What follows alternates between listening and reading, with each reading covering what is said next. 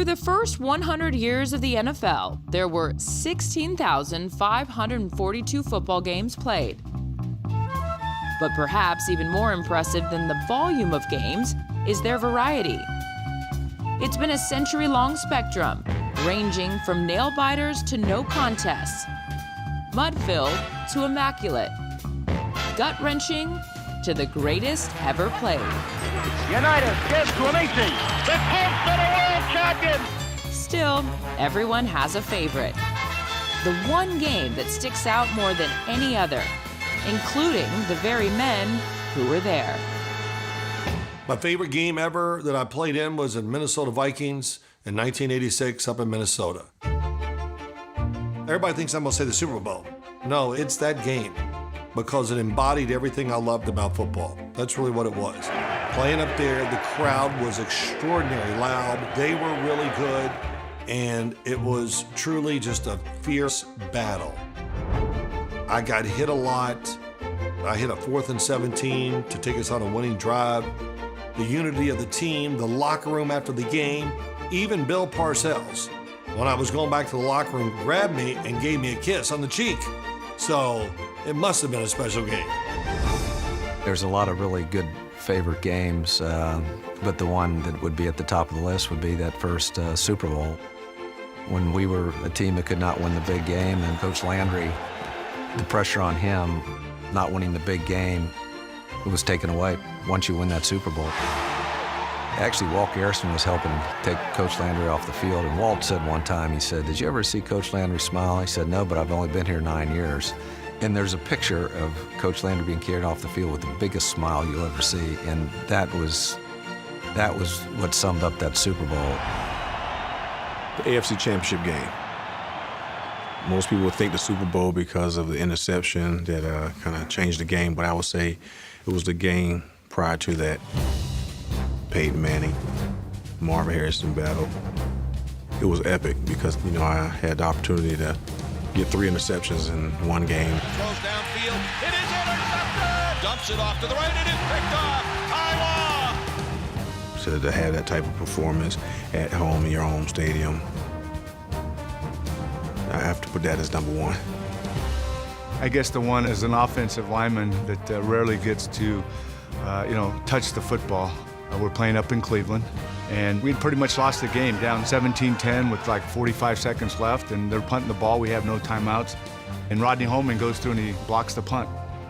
We have a 1st and goal at the 1, and we got a score to tie it up. And that was the first week Sam Weiss actually had me going out on a pass. I said, well, okay. I said, let's do it. Boomer running around to the right. Looks, throws into the end zone to Anthony Munoz. Touchdown. We kicked the extra point. We tie it up, go in overtime, and we win it with Jim Breach's field goal. And that's like it happened yesterday. And it was unbelievable. And there is Anthony spiking the ball. His first touchdown in his NFL career. Maybe could be my first sack where we lost against Philly. Monday Night Football. I got my first sack, and I was happy as can be on the plane ride back. Who was it against? Jaws? Randall Cunningham. I sacked Randall against Ron Heller.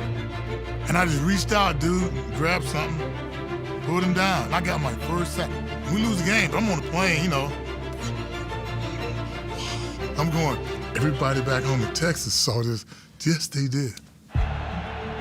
2 years prior to Brett Favre and the Oakland Raider Green Bay Packer game, 2 years prior to that, I had lost my mother. At the time I was in college, my brother was playing with Brett Favre, and Brett Favre loaned his jet to my brother so he could get from Green Bay to Los Angeles when everything happened. Fast forward the night after he lost his father, he's playing in Oakland.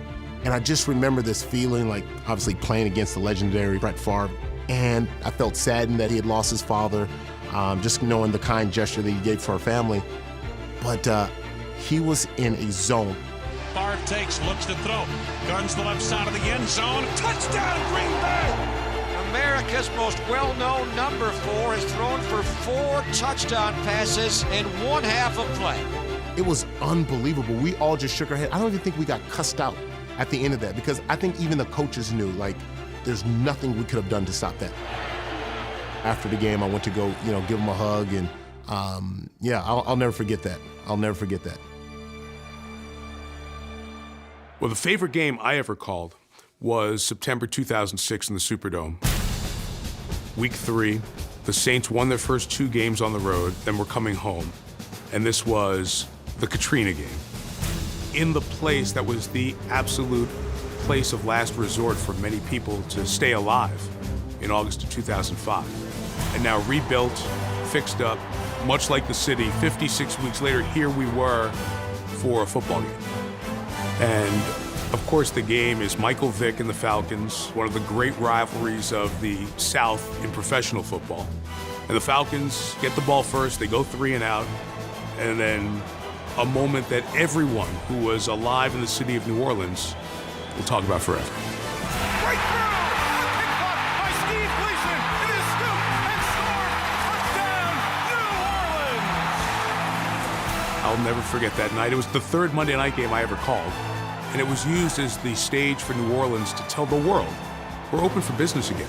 Katrina didn't knock us down. And for me, why does that game stick out over every other one? Not necessarily the football, not necessarily who won or lost. It was the day that I forever learned that sports has a much bigger place than just the scoreboard. Sports matters to a city.